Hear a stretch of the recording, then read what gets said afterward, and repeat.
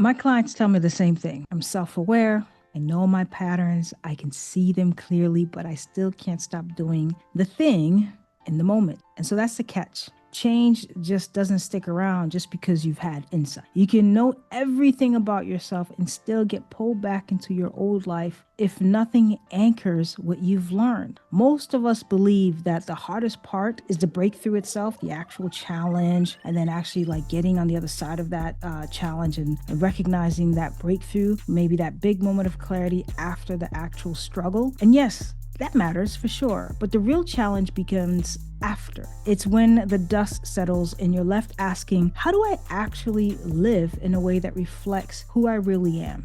Now that I've had this insight, because without something to hold it like a container, you will drift back to what feels familiar, even if it's no longer in service to you. So how do you create the container that protects what feels most authentic to you instead of sliding back into old patterns? Welcome back. My name is Francis. I'm a clinical therapist and a coach. And on this channel, I help you to understand those patterns that are holding you back, especially when resistance starts to kick in and you resist in doing the thing that you know is going to change your life. I help you understand how to work with whatever's coming up and build a life that feels most authentic to you, most connected, not one that you're just living in day to day. If you're new here, be sure to join my newsletter live, especially if you enjoy learning more about your patterns and the kind of resistance that's showing up in your life. And if you'd like more support on the healing journey, the newsletter is completely free. So I look forward to seeing you there. If you've been following this series, this is a shorter mini-series than the ones that I normally do. If you've been following already, you already know what happens before this point. And if you skipped the first two episodes, definitely go back, because without them, what we're about to unpack, it might not make sense and it might not hit the way it's meant to hit. And so go back and watch the last two episodes and let me know what comes up for you in the first and second part of this mini-series. All right, so here's the part that a lot of people don't talk about. After you've had the insight, after you've seen something authentic in yourself or about yourself, it's that fragile in-between space. The insight is still alive, but it doesn't have roots yet. And that's where, again, a lot of people slip up. It doesn't happen all at once. It happens in really small, tiny ways and small choices that we make, saying yes when we mean no, falling back into routines that never really actually work for you, but you're like trying to make it work, telling yourself it's fine when you know it really isn't. Often these don't look dramatic. I actually did a whole video about how we miss those small moments in our lives that actually create powerful changes. But over time, what happens is they stitch the old life back together without you even realizing it's kind of subtle. And here's where the resistance gets actually even more clever. It doesn't show up in panic or chaos anymore. It just shows up as maybe you're just kind of like settling. You're in resignation versus acceptance. And you start to just shrink back in ways that start to feel a bit more comfortable, more familiar, as in you're waiting for permission you don't actually need. And because it feels quieter, it convinces you that nothing's actually wrong, when really everything you gained is at risk of literally slipping through your fingers. And so the question becomes, how do you create something, a container strong enough to hold the change so you don't get pulled back into what you've already outgrown? So when you reach this stage, everyone has something to say to you. The first one sounds really practical. It says like, just stay consistent, create new habits, stick to the routine. Almost like you feel more compelled to force the discipline. But here's the problem with that. Without something deeper to hold it, consistency turns into just pressure. And so you kind of white knuckle it for a while. I see this, my clients do this all the time, and then snap back the moment life gets a bit heavy. And then the second one sounds a bit spiritual. If it's meant for you, it will stick. Just trust the changes and they will last if they're actually yours to stick. And I definitely respect the spiritual concept of change. And I say a lot of these things myself, but sometimes they're missing grounded ways for us to actually be able to connect it, because sometimes it can sound a little bit too abstract. And so try to just listen out for those spiritual guidance, which I'm not opposed to. But if we're just waiting for that, it actually puts us in passivity. I actually did a whole video about like when we're waiting for the signs to come in and we're just waiting. And while we're waiting, what happens is the old patterns inevitably begin to creep back in. And so you don't just feel disappointed. What happens to a lot of my clients, they start to feel a bit of shame, like you somehow weren't aren't meant to grow after all, especially if you're just waiting for that spiritual connection. And so the problem isn't that you can't be consistent. It's that consistency isn't enough on its own. And so again, something deeper has to anchor it. And that's what we're about to dig into now. By the way, if you're new here, I created a free mini course, How to Finally Get Unstuck Without Becoming Someone You're Not, and a short free quiz called What's Your Resistance Style. Both are linked below if you want to explore what those patterns are and immediately receive some guidance that will help you get unstuck. So that is there for you. When people talk about sustaining change, the advice almost always comes back to discipline or consistency, which there's some truth to it. But here's what's really happening underneath. Your nervous system always chooses the path of least resistance. And I tell my clients to choose the path of least resistance, but after we've done a bit of work. Part of this is if you don't put new standards in place, the old ones quietly return, not because they're better, but because they're familiar. So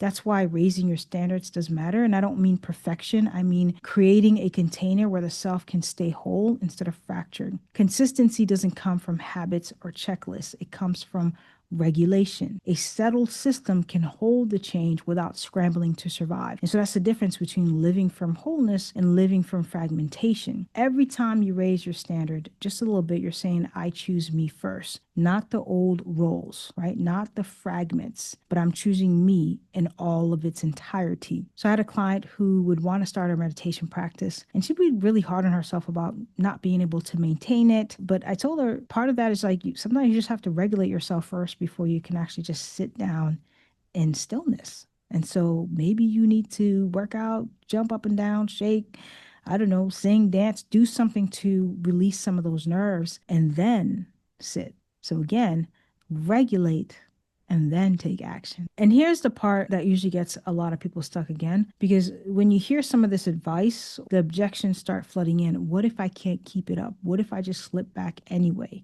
So let's go there. Now that you've watched all 3 episodes, we've processed a lot together. And the goal here isn't just inspiration, it's clarity and action. Like I said earlier, most of you already know some of your patterns. You know the moments you freeze, overthink, or hesitate. The question is, what comes after? That's the challenge, right? It's the aftermath. How do you create the container that actually holds what you've seen, what you felt, what you sense, instead of slipping back into your old life? And that's what we're doing here. And it doesn't have to be complicated. In fact, the simpler it is, the more that it works and the deeper you feel connected to it. Because when resistance shows up in hesitation and self-doubt, it's that urge to shrink. And so simplicity allows you to keep moving forward. So I felt like I had to just say that before I get into some of the action steps, some of the little things that you can do that aren't so little. I will say, what micro ways can you actually begin to make some of these changes stick? So the first thing is giving yourself permission to be here every morning as much as you can. Don't get too caught up in having to do it every day, but do your best to regularly check in with yourself and say out loud, it's okay to be where I am today. The reason why this matters so much, change isn't undone by doubt. Permission creates safety, and safety is what allows growth to stick. Spiritually, this is an act of devotion. I came back spiritually, you saw that? It's a way of saying, I don't have to be anywhere else to be worthy of beginning again. The hardest part about this journey for a lot of people is saying that it's okay to be where I am today with all the things that are going on, maybe the confusion, the sadness, the grief, the anger, all the emotions that might be popping up. If you haven't given yourself permission to just be in the mess, in the state, to be in the in-between, then it's hard to go to the next step. And I'm not looking at change, or we're not looking at change as some sort of linear staircase process, but that there are stages that need closure before we can actually enter the next stage. That's how I encourage everyone to look at it. The second thing to consider is to choose one anchor, not 10. A lot of my clients do this as well. I've done it. When we're ready to change, we want to grab everything at once because there's this desperation to get to the other side as quickly as possible, to feel better as quickly as possible. But we want to grab everything at once like we're filling up a basket at the grocery store. And most of us do this, but please resist the urge to do this. Just pick one anchor that reflects the self that you're stepping into. For one of my clients who constantly overfunctioned in her relationship, that anchor was setting down down the responsibility of managing her partner's life. So she stopped putting out fires for him. It was uncomfortable at first, but it gave her back her capacity. And so for you, it might be as simple as eating lunch away from your desk. That's one anchor. It could be a breath in the morning. I have one client that just does that, only that. They wake up in the morning, before they get out of bed, they take a breath. And that anchors them. And what I mean by anchor, it makes you feel grounded. It makes you feel a bit more steady versus a little bit fragmented or kind of like all over the place. Why this matters, your system doesn't need 10 things to track. It's just too much. Regulation, right? It needs one consistent signal to trust. We're building trust with everything in our bodies. And psychologically, it's how your mind and body learns safety through repetition. Spiritually, every anchor is a way of saying, again, I choose me first. And then the last one, number 3, just keep going. Even without clarity, a lot of us get stuck here because we want to know. We take a few steps forward and then we're like, okay, I need to know, I need to know, I need to know. That actually puts us a few steps back. So get comfortable without having all of the answers. Get comfortable with the mystery, because life is one big mystery. No one knows everything. And so be okay with being in a beginner's mindset. And so what I want you to do is just write down one small step you'll take tomorrow, even if you don't know where it leads. Get curious. And the reason, again, this matters is that clarity is built through movement, not before it. So the way that we get a bit of clarity each day is through action. And so these micro steps remind you, I don't have to see it all to keep going. Spiritually, this is trust and practice, right? Walking before you know the destination and discovering the path as it reveals itself. So remember, this isn't about pressure. It's about pace. It's about safety and devotion. So the container you create is what allows your most authentic self to stay whole instead of in pieces all over the place. So here's what I want to know. Which one of these practices are you starting with? Drop it in the comments, say it out loud, claim it as yours. And if you're not sure, take the free quiz in the description to find your resistance style. It'll show you exactly how resistance shows up for you and where to begin. And even if you do know your pattern, take the quiz anyway. It's free. It takes like a minute and you'll receive some immediate guidance to begin to move forward. As we close the series, I want you to remember one thing, maybe one of many. So define resistance isn't about force. You can't push your way through any of this work, right? And many of you already know how exhausting that is because a lot of you have already been doing that. It's about building rhythms and containers that make the life that you're stepping into sustainable. Breakthroughs, they feel powerful because when they happen, they start making those fragmented pieces. Suddenly, they start making sense. But the breakthroughs itself alone, they don't change your life. What transforms your life is what you build afterward. We call this integration. And so it's the anchors you put in place to hold the change when resistance actually shows up. So here's my question for you. What's one anchor that you're ready to set now? Drop it in the comments. That one decision could be the thing that literally carries you through the next month, through the next 6 months, and even through the next year. Again, don't just stop here. Take the free quiz in the description to discover your resistance style. Check out the free mini course. Both will help you take this work a bit deeper, and this is all for free. Again, subscribe to Thrive, the monthly newsletter,